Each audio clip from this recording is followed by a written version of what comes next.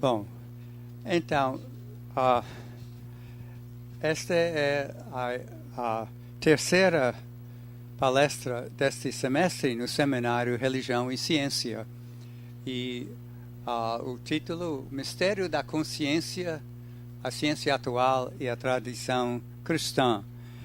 A filosofia entra bastante também.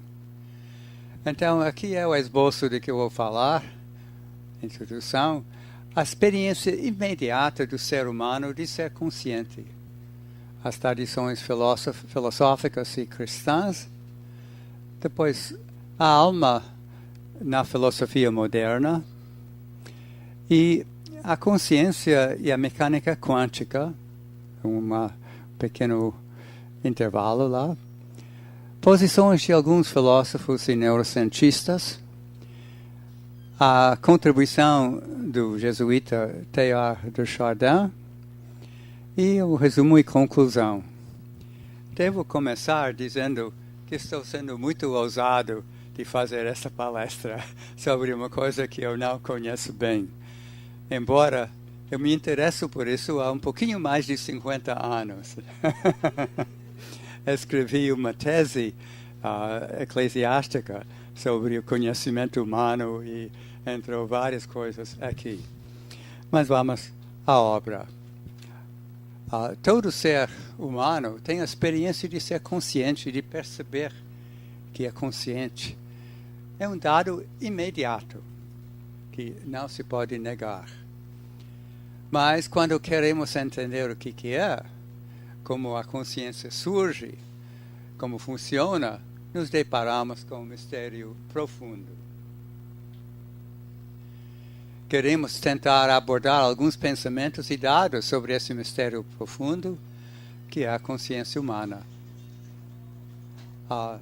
Eu posso dizer o seguinte, que daqui a 1 ou 2 semanas, a gravação, vídeo desta palestra deve ser disponível no Centro Loyola.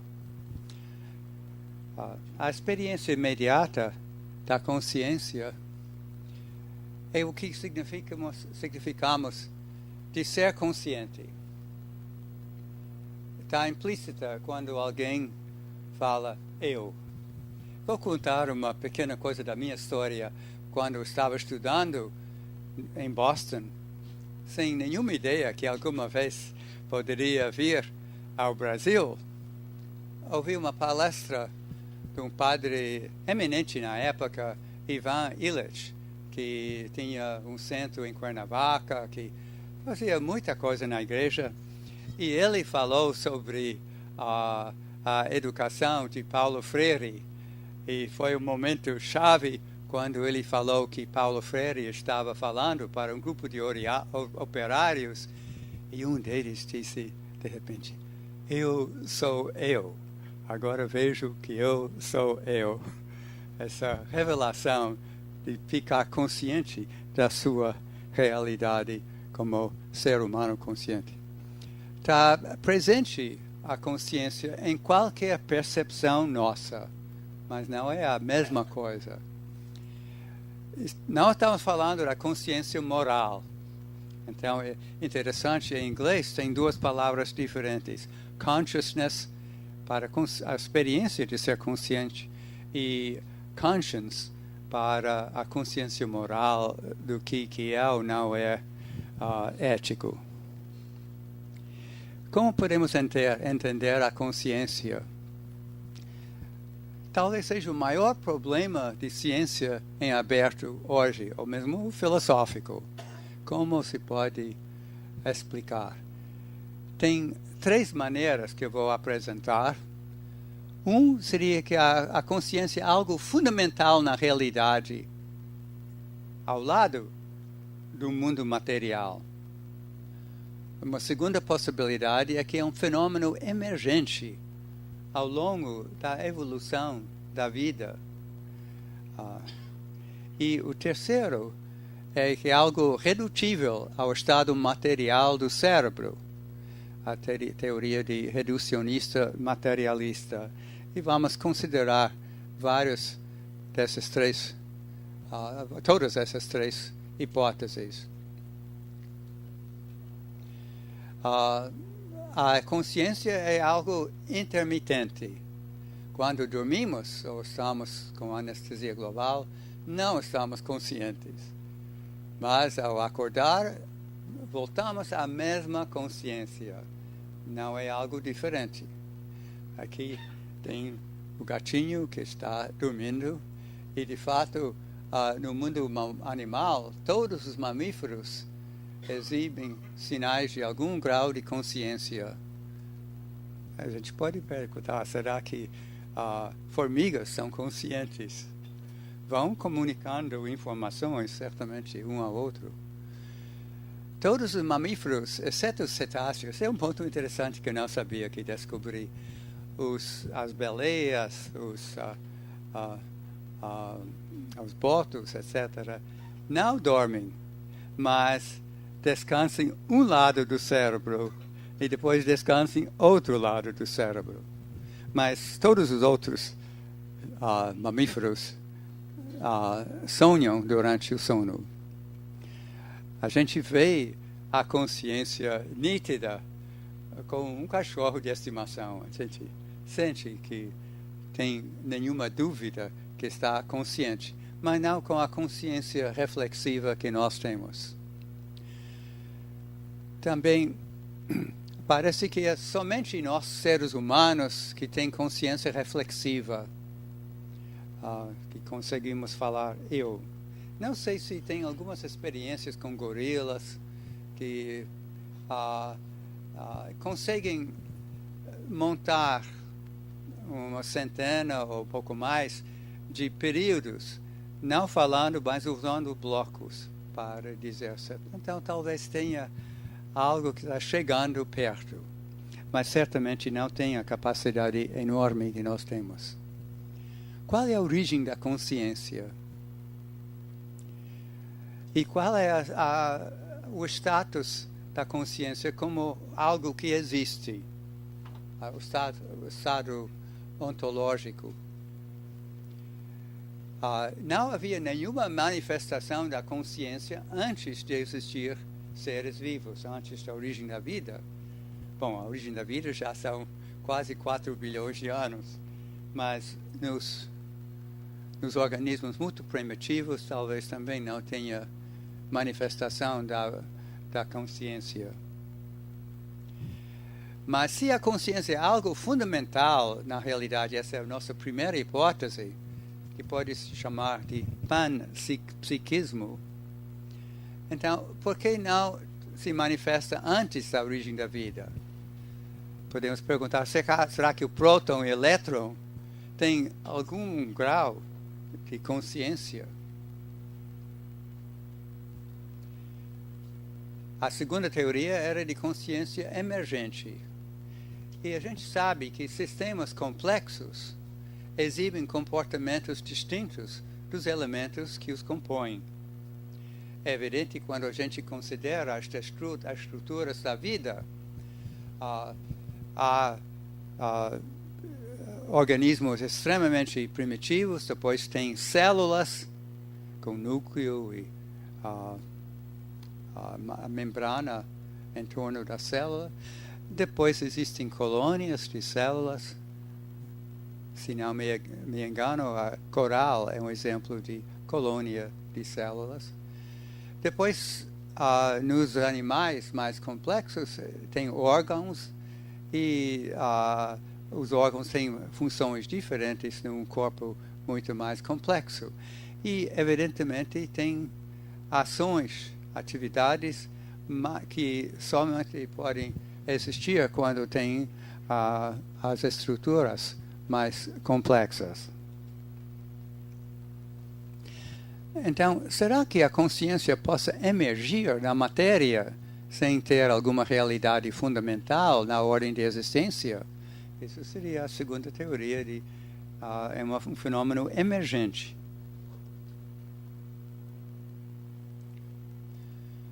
Agora tem a teoria reducionista, que a gente pode chamar de materialista. Será que a consciência é completamente redutível à estrutura, ao estado do cérebro? Seria a terceira hipótese.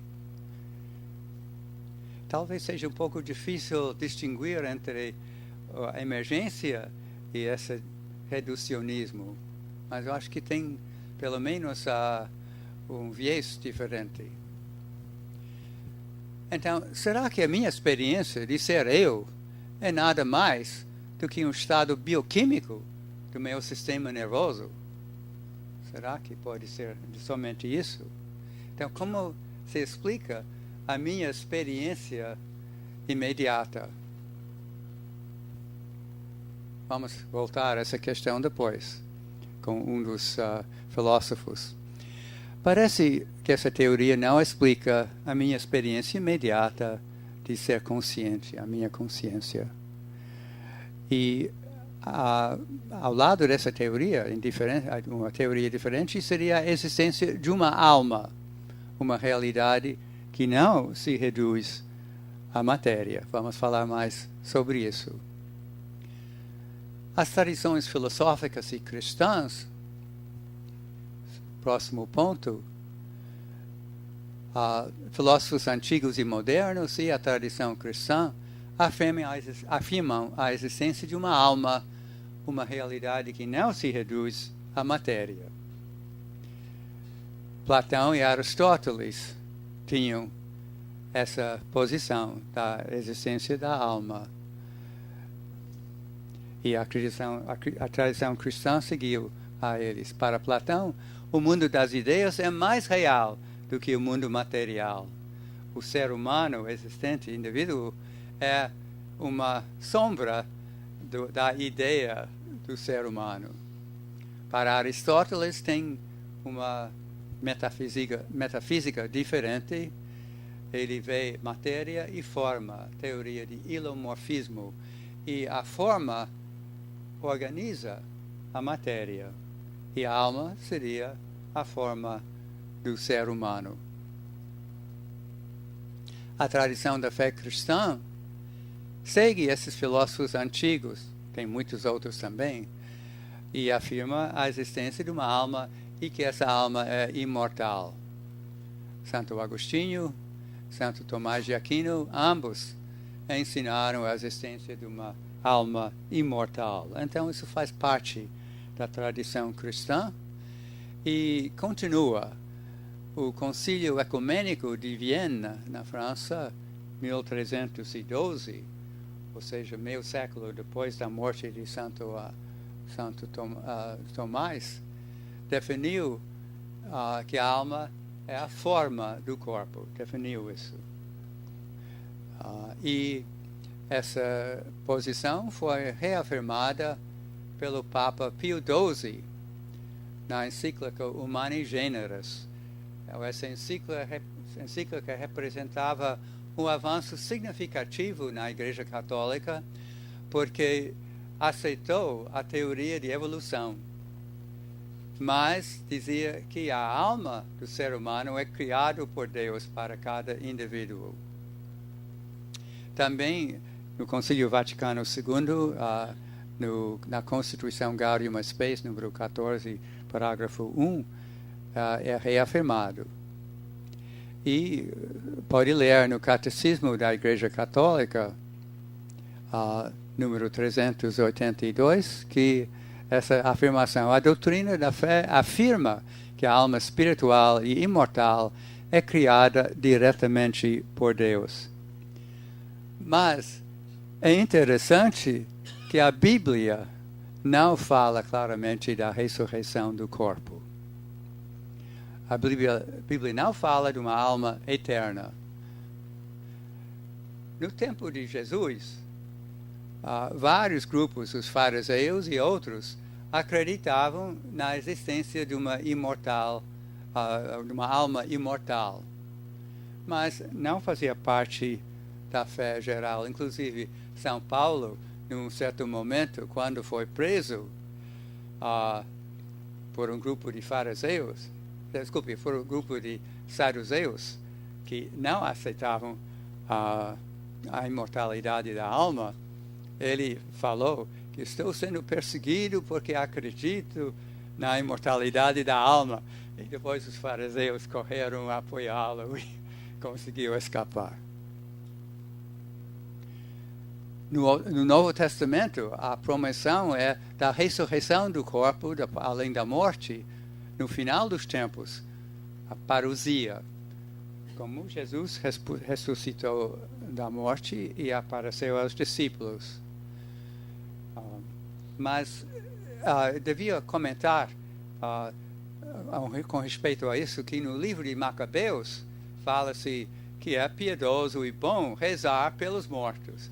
Então tem uma certa sombra de sugestão, mas não uma afirmação explícita. E as várias palavras em hebraico, nefesh, ou a palavra para o espírito, esqueci, ruach. Essas palavras têm vários sentidos, mas nenhuma delas representa claramente a alma no nosso sentido. Então, é uma pergunta que é um pequeno intervalo, mas eu acho que, sendo no seminário de ciência e religião, vale a pena fazer essa observação. Quando acontece a ressurreição do corpo, segundo a parte da fé cristã, será que há almas dos mortos que existem depois da morte, antes da ressurreição? Será? Bom, repara o seguinte: o tempo se mede dentro do espaço-tempo. Quando alguém morre, sai do espaço-tempo. Então, o que significa? Que agora, fulano, que já faleceu, é uma alma sem corpo. Fora do universo não existe tempo. Inclusive, mesmo dentro do universo, não podemos falar de simultaneidade em dois lugares separados. É exatamente o que Einstein descobriu na famosa teoria de relatividade restrita, publicado em 1905, aquele ano que ele publicou 4 artigos, cada um deles valendo o prêmio Nobel. Ele percebeu que se tiver dois sistemas, um sistema em movimento com respeito do outro, num sistema, evento A pode acontecer antes do evento B, e no outro sistema, B pode acontecer antes do evento A. Então, nem pode dizer qual evento ocorreu primeiro, muito menos dizer se são simultâneos ou não. Então, o tempo é uma coisa, localmente funciona muito bem, mas quando a gente quer sair da nossa experiência imediata, é um mistério. Voltando a Santo Agostinho, ele falou que se você pergunta a alguém o que é o tempo, ele sabe. Mas se você pede para ele explicar, não consegue. Então, parece que a pergunta parece sem sentido. Para a pessoa que morre na nossa fé cristã, a ressurreição é algo imediato depois. Não há um tempo de intervalo. Agora vamos ver a alma na filosofia moderna. Descartes usou a dúvida metódica para iniciar sua filosofia. Tinha uma percepção que nem tudo que a gente vê é exatamente como parece. Uma coisa que ele mencionou: pega a vara e coloca dentro da água e parece que está quebrada. Então, uma percepção que comunica algo falso. Então, ele queria começar a duvidar tudo e ele considerar o ser humano uma res cogitans, cogito ergo sum. E é interessante porque a consciência era o ponto de partida para ele, a sua própria consciência. Esse levou a uma série de confusões na filosofia, o Descartes. Tem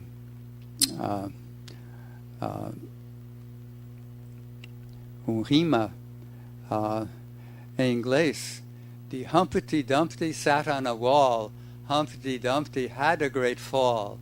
All the king's horses and all the king's men could not put Humpty together again. Então, eu acho que isso é uma referência a Descartes separando o corpo e alma. Ele acreditava que a glândula pineal, no centro do cérebro, era o ponto de contato. Mas não resolvia a questão, porque teria que ter a relação entre essa parte do corpo e a alma. Bom, essa é a separação de corpo e alma. Poderia falar de Locke, John Locke, que falou muito sobre o que os filósofos chamam de qualia, sensações, a cor vermelha. A cor vermelha é uma frequência de onda, mas a gente não percebe frequência de onda. Também David Hume, que colocou em questão a questão da causalidade. Mas o mais mirabolante é o bispo, não era inglês, era irlandês, desculpe, George Berkeley. Não é Berkeley, como a universidade na Califórnia, nem Berkeley, como a gente fala, mas é Berkeley. Ele adotou uma posição solipsista, ou seja, que somente eu existo e nem o mundo externo existe. É muito... um famoso contemporâneo dele, Dr. Samuel Johnson, que teve a biografia famosa, a vida de Samuel Johnson. Quando alguém perguntou a ele o que ele achava de Berkeley, ele tinha uma pedra lá e deu um chute forte na pedra, da maneira que o pé doeu muito. Então, dizer que não existia, como?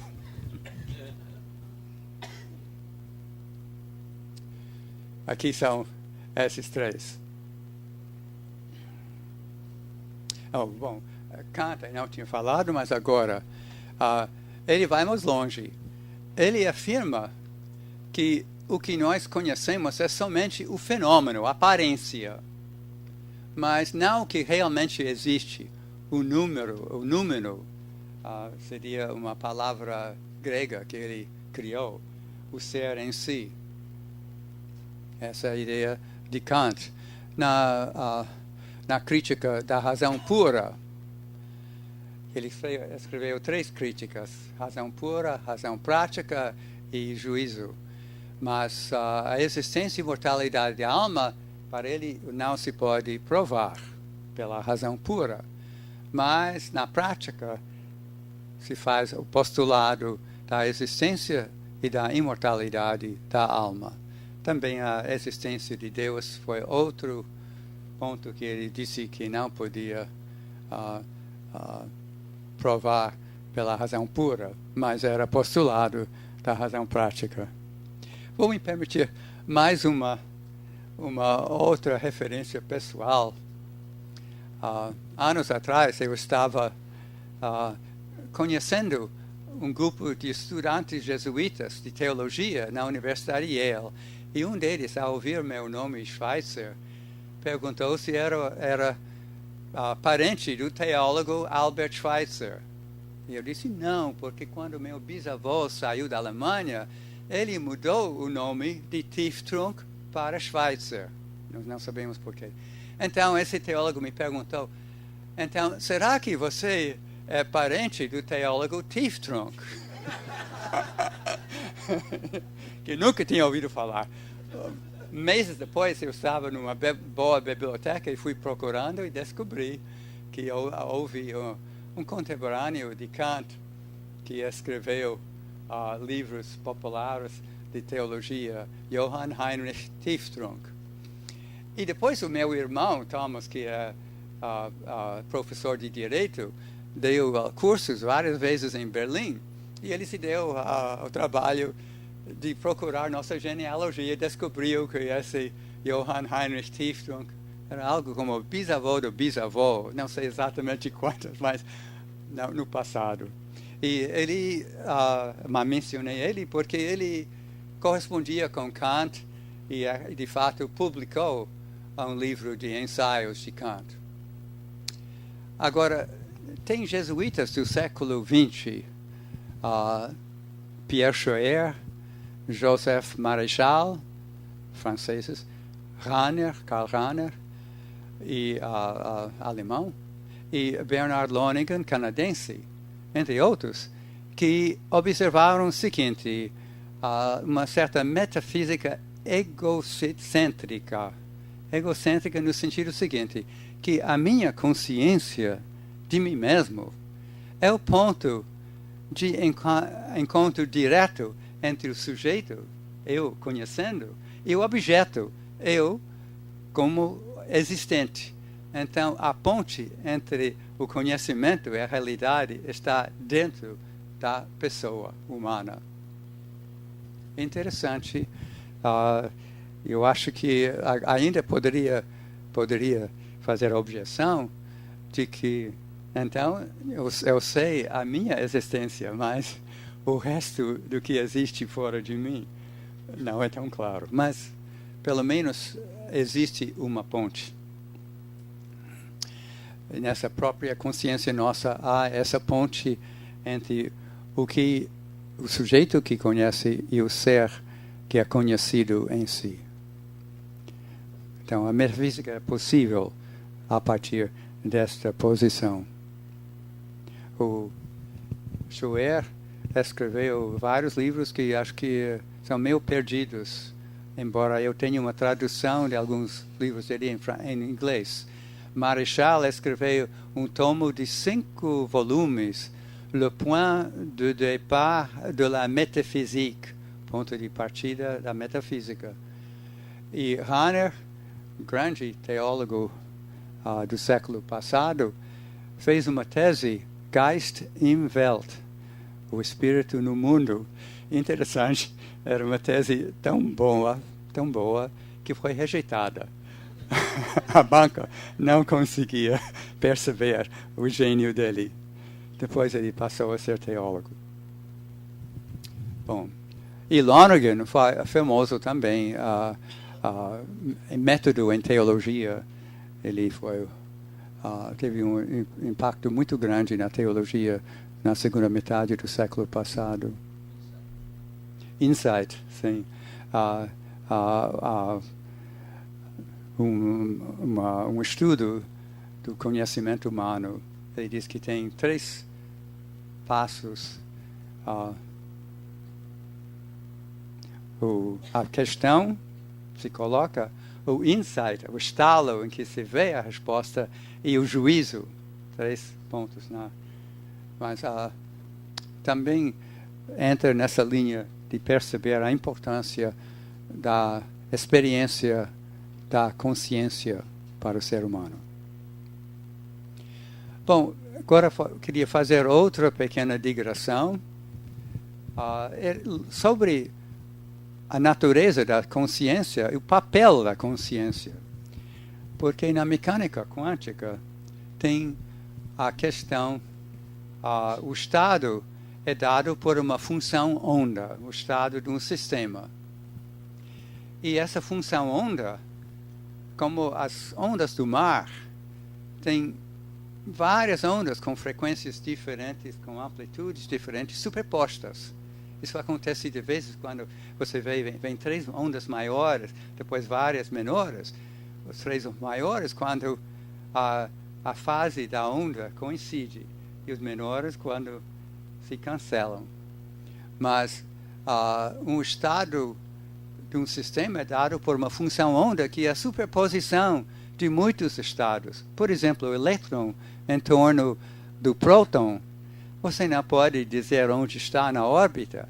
É como uma nuvem que está espalhada, não tem uma posição. Mas se você conseguir fazer uma medida, não vai constatar uma nuvem, vai constatar um lugar. E nesse momento acontece uma coisa muito estranha.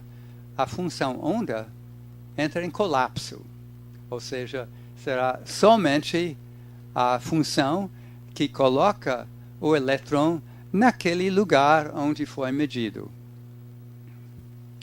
E essa medida vai dar um valor. A medida da posição do elétron dá um valor. Mas, em terminologia matemática da álgebra linear, o estado puro é um autovetor e o operador multiplica esse autovetor por um certo número, que é o autovalor, e esse é o número que é medido. Bom, isso é um pouco demais, mas o ponto é o que causa esse colapso da função onda. O resultado depende de uma probabilidade. Você pode calcular a probabilidade a partir da teoria. Mas o que intervém realmente neste colapso? O que aciona o colapso da função onda e o que determina o resultado? Parece que alguma interação com o mundo macroscópico que produz o colapso da função onda. Por exemplo, se você medir a velocidade de alguma partícula, ou mede a temperatura, então isso causa um valor que é medido e a função onda colapsa para ter somente esse valor. Mas, sendo que é só uma probabilidade que determina o resultado, o que podemos dizer que é uma razão suficiente para dizer qual é o resultado? Qual vai ser? Segundo Leibniz, tem que ter uma razão suficiente. Agora, isso, em certo sentido, é tautologia. Evidentemente, tem que ter uma razão suficiente. A pergunta fundamental é o que é suficiente? Então, isso entra a intuição. E probabilidade não parece suficiente para justificar o resultado. Tem várias possibilidades com probabilidades diferentes. Um é mais provável, mas pode acontecer outra coisa que é menos provável. Então, aqui voltamos à nossa questão da consciência. Será que é a consciência que determina o resultado da medida? Isso é uma hipótese ousada. Não sei se tem alguma base para dizer isso. Eu não conheço. Mas uma coisa é que tem dois problemas extremamente difíceis que ninguém entende. A questão da consciência de um lado e a questão do colapso da função onda. Então, talvez um explique o outro. Isso é pouca razão. Mas essa é uma hipótese que a interação com a consciência poderia determinar o resultado. Pode ser que o ser humano, o físico, que faz a experiência no laboratório, mas pode haver experiência que é feita sem a intervenção da pessoa. Então, um filósofo, David Chalmers, um australiano, ainda muito ativo e muito conhecido pelo que fala sobre consciência, ele menciona o famoso John von Neumann, que foi um dos criadores do computador, um homem brilhante. London e Bauer, não conheço esses. Eugene Wigner foi professor de física em Princeton, que filosofava muito sobre as consequências da física, no prêmio Nobel. Stapp também não conhece, mas ele observa que essas pessoas defendem a hipótese de que a consciência está envolvida no colapso da função onda. Também o neurologista Sir John Eccles, que era outro prêmio Nobel, já falecido há alguns anos, escreveu um livro, A Evolução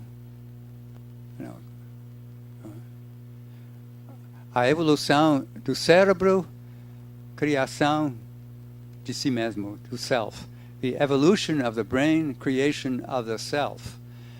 E nisso ele faz a observação que no processo do cérebro, a existência ou não de um sinapse entre dois neurônios em que possa transmitir informação ou não, não está muito longe do nível microscópico em que a indeterminação de Heisenberg rege o mundo físico. Então, é possível pensar que a intenção da pessoa agindo de alguma maneira no cérebro abre essa sinapse para mudar o estado do cérebro.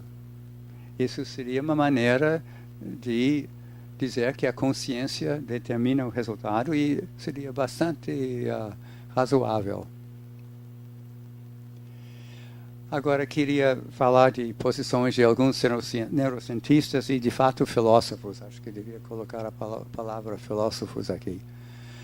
David Chalmers, já mencionei.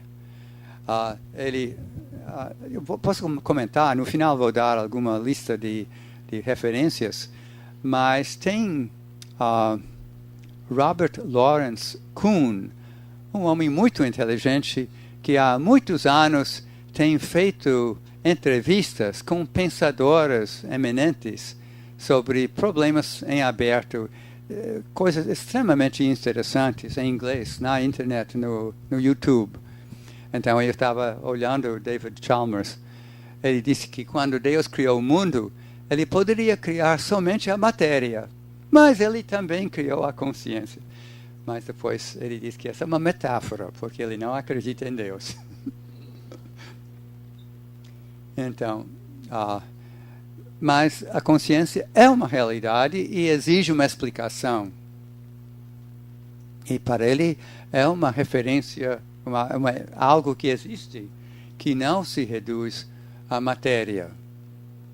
Ele fez uma observação como o grande físico James Clerk Maxwell, criando a teoria de eletromagnetismo, ele teve que sair do que se conhecia na física para algo novo. E Chalmers está dizendo que precisamos alguma saída assim para a consciência. Ele também criou a ideia para discutir a consciência de zumbis, ou zumbis, acho que seria zumbis, não é? Que seriam idênticos aos seres humanos, mas sem ter consciência. Então, o cérebro funcionaria exatamente da mesma maneira, as percepções, neurônios, etc., mas só que não teriam essa experiência imediata de ser consciente. Poderiam processar informações no cérebro, a ação. De fora seria impossível distinguir entre o zumbi e um ser humano com consciência, porque a maneira de atuar seria exatamente o mesmo. Isso volta um pouco ao que Berkeley disse, que não posso conhecer a consciência de outra pessoa. Posso, por analogia, acreditar que outra pessoa tem a consciência que eu tenho, mas eu não conheço isso imediatamente como eu conheço a minha própria consciência. Então, por que não poderiam existir tais zumbis? E será que uma máquina pode ser consciente?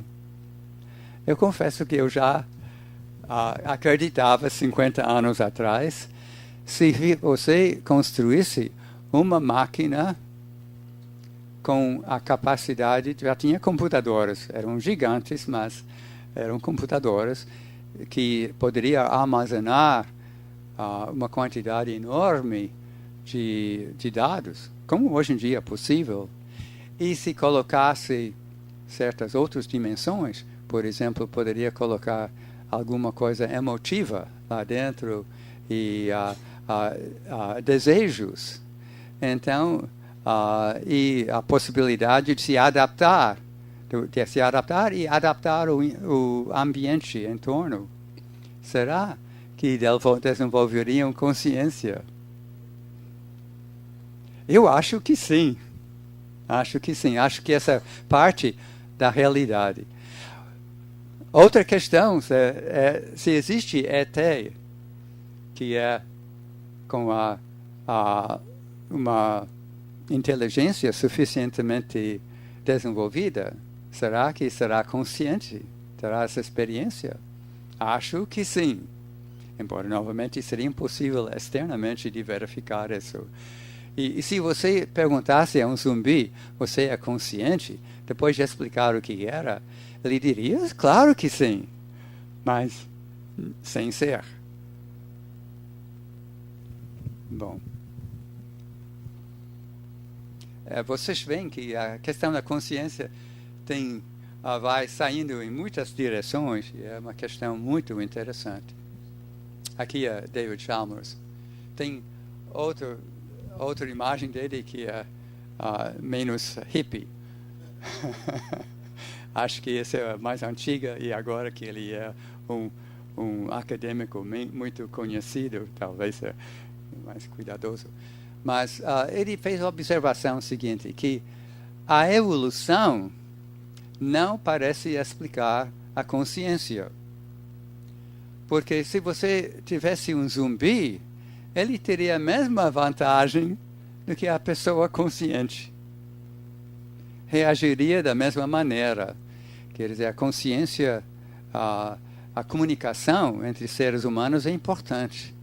Parece que quando os nossos ancestrais desceram das árvores e começaram a caçar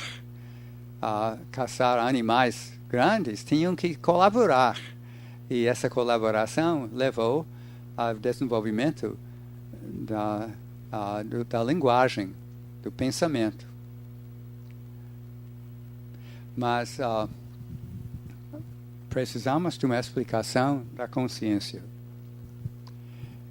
E agora, a primeira hipótese que era algo fundamental. Eu acho que essa é a posição de Chalmers, porque ele está dizendo que tem que ser algo que seja além da matéria. E menciona o trabalho de Maxwell com o eletromagnetismo como algo análogo. A consciência, então, seria algo presente no universo todo.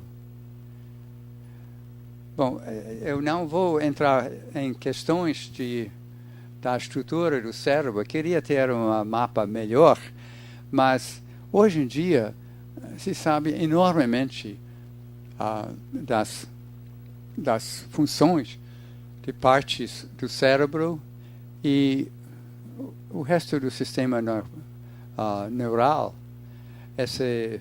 Essa parte aqui, o brainstem, esqueci a palavra em português.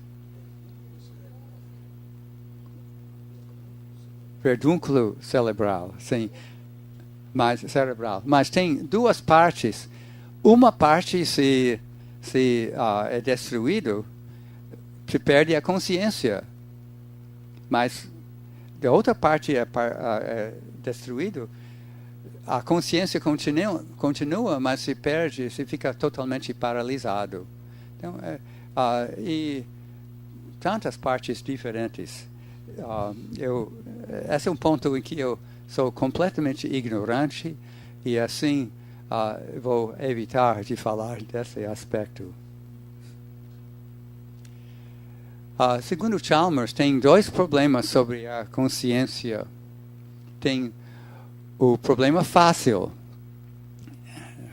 entre aspas, de analisar os processos biofísicos e bioquímicos que acontecem no cérebro, no sistema neural, nas sensações, etc. Então, esse é o problema que os neurocientistas estão trabalhando muito para fazer. E ele diz que esse é um problema fácil. Talvez daqui a um século seja resolvido. Fácil. Mas o outro problema é o problema difícil. Por que é que temos esse filme interno, a experiência de ciência, ele chama de filme interno da consciência. Circuitos neurais e outros mecanismos não explicam a ela.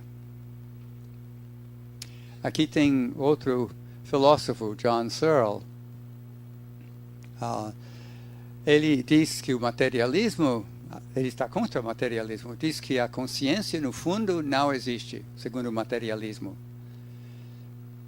Para o materialista, a consciência é uma ilusão, mas nós sabemos que é, de fato, uma realidade. Então, para ele, a teoria de dualismo é pior, de corpo e alma, de material e espiritual, porque não se sabe como unir os dois. Ele reconhece que a consciência é real e irredutível. Para ele, agora vamos chegar, os estados da consciência são causados por estados neuronais no cérebro. Essa é a terceira hipótese, que é tudo essencialmente material. Mas ele afirma que a consciência é um processo no cérebro que tem que pensar como processo biológico, e ele ridiculariza a ideia de existir uma alma. Ele até criou essa frase famosa, "The ghost in the machine", fantasma na máquina. Aqui tem outro neurologista agora, Damásio, um português, que é professor em Berkeley. Ele afirma que a consciência é uma maravilha e um mistério.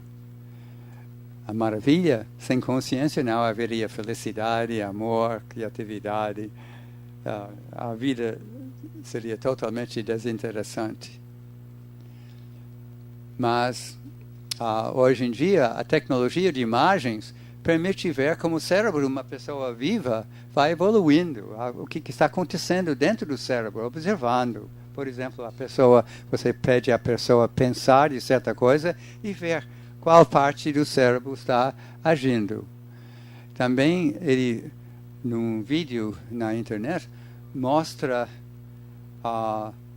um desenho com fios que são cada fio é um feixe de áxons ligando uma parte do cérebro a outra parte. Agora ele reconhece que temos uma mente e um self, o que eu sou.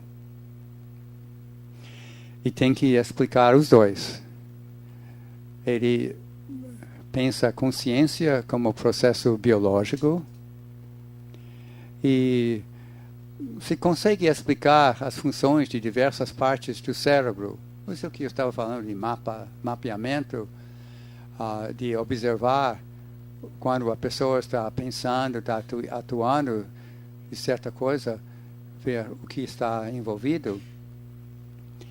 E ele diz que a consciência está ligada à parte do... eu achei que era tronco cerebral, mas é... Bem, mas em todo caso, uma parte tem a consciência e outra parte, como falei, levaria à paralisia se fosse destruída. Então, parece que ele está falando, na hipótese 2, da emergência através das diversas partes e estruturas.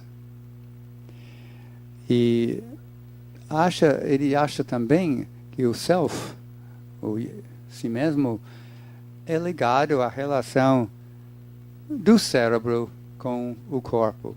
Cada pessoa tem um corpo, é união no corpo.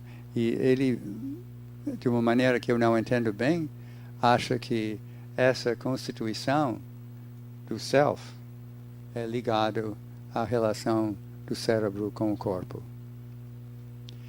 Aqui tem outro filósofo, também cientista, Daniel Dennett, também acho que ainda vivo. E para ele, os estados interiores da consciência não existem. Essa é a terceira hipótese. Tudo redutível.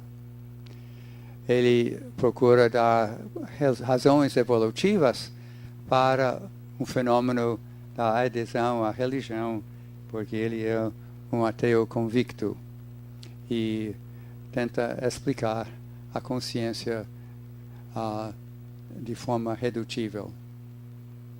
Agora eu vou falar de um herói que eu gosto muito, o Teilhard de Chardin. Esqueci de colocar os anos dele, 1877, mais ou menos, até 1955. E ele foi geólogo, publicou mais de 100 artigos científicos de geologia, depois paleontólogo, estudando as origens do ser humano, inclusive trabalhou na China, fez parte da equipe que descobriu o homem de Pequim, esses fósseis importantes. E ele escreveu, nos anos 30, o livro Fenômeno Humano, mas a Igreja Católica, que gosta muito de pisar, de se atirar no pé, proibiu ele de publicar o livro, e depois criticam coisas que podem ser criticadas do livro, mas não teve oportunidade de ter um retorno de outras pessoas. Mas eu vou contar outra anedota que é interessante. Ele foi um jesuíta muito obediente e muito fiel. Quando foi chamado a ser membro do Collège de France, mais alto grupo acadêmico da França, os superiores não permitiram que ele aceitasse e o enviaram para a China. Mas isso foi providencial porque ele fez parte dessa equipe descobrindo o homem de Pequim. Mas outra história interessante, a Igreja Católica na França não aceita a abolição do concordato com Napoleão e a Santa Sé. Não aceitava. Então, o direito canônico na França respeita propriedades do Código Napoleônico, segundo o qual manuscritos não têm valor monetário. Então, o Teilhard, que tinha uma secretária, Mademoiselle Mortier, que datilografava tudo, sempre pedia a ela guardar uma cópia carbono, que era propriedade dela. Ele podia fazer isso sem problema do voto de pobreza, porque não tinha valor monetário. E ele não podia publicar. Mas quando ele morreu, em 55, ela começou a publicar. Ela tinha esses manuscritos, eram dela, e ela não se dava bola para ter ou não imprimatur da igreja, não conseguiu, mas ela pegou uma lista dos maiores pensadores europeus da época, e eles criaram um Comité d'Honneur, publicado sobre o patrocínio da Comissão de Honra, com essa lista da fina flor da intelectualidade europeia, dizendo: se a Igreja Católica não entende o valor desses livros, nós garantimos. E tinha pessoas como Aldous Huxley, vários ateus que insistiam em publicar. Então, eu me lembro que eu era aluno de pós-graduação quando foi traduzido em inglês, e com um grupo de amigos nós lemos muito bem o Fenômeno Humano, e foi uma revelação. Então, a posição dele é que a consciência é algo que tem que ser presente em todo o universo. O panpsiquismo é algo diferente, algo que é algo real, mas não é reduzível à matéria. Existe, e como ela começa, então mesmo elétrons e prótons devem ter algum grau de consciência, mas não se manifesta. Só se manifesta quando tem uma estrutura suficientemente complexa. Isso é o que ele chamava a lei de complexidade consciência. E isso, de fato, a gente vê. Animais mais desenvolvidos têm uma consciência maior. O camundongo, não sei se tem muita consciência, ou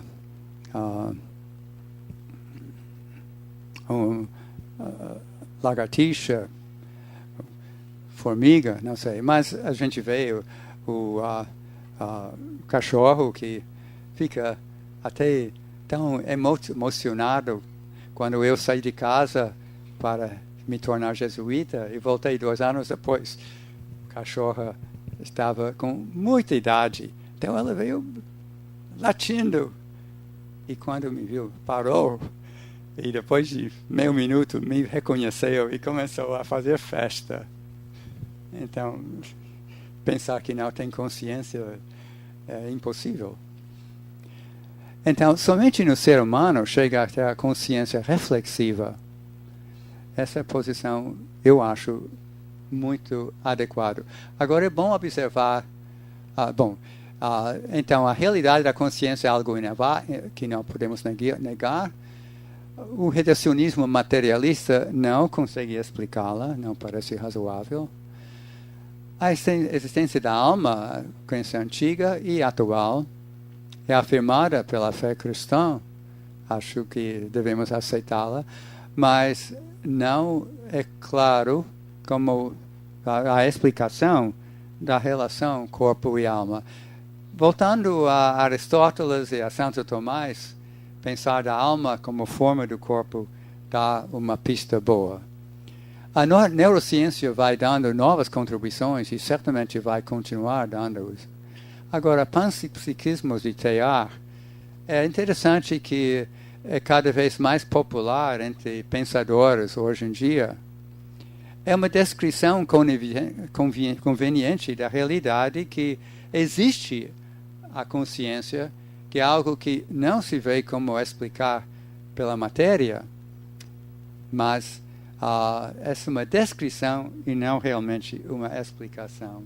Então, queria agradecer a vocês a atenção. Eu vou colocar algumas referências aqui. Robert Lawrence Kuhn tem essa série Closer to Truth. Tem mais ou menos 100 sessões de cada um, por volta de meia hora, 1 hora, com vários pensadores. Interessante. Tem um livro aqui.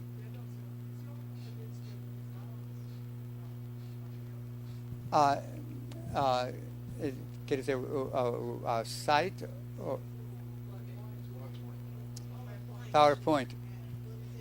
Bom, o que eu tenho apresentado vai ser disponível no Centro Loyola dentro de mais ou menos 15 dias, a minha palestra. Agora, aqui, eu não sei exatamente o que tem. Eu tinha um YouTube que era excelente.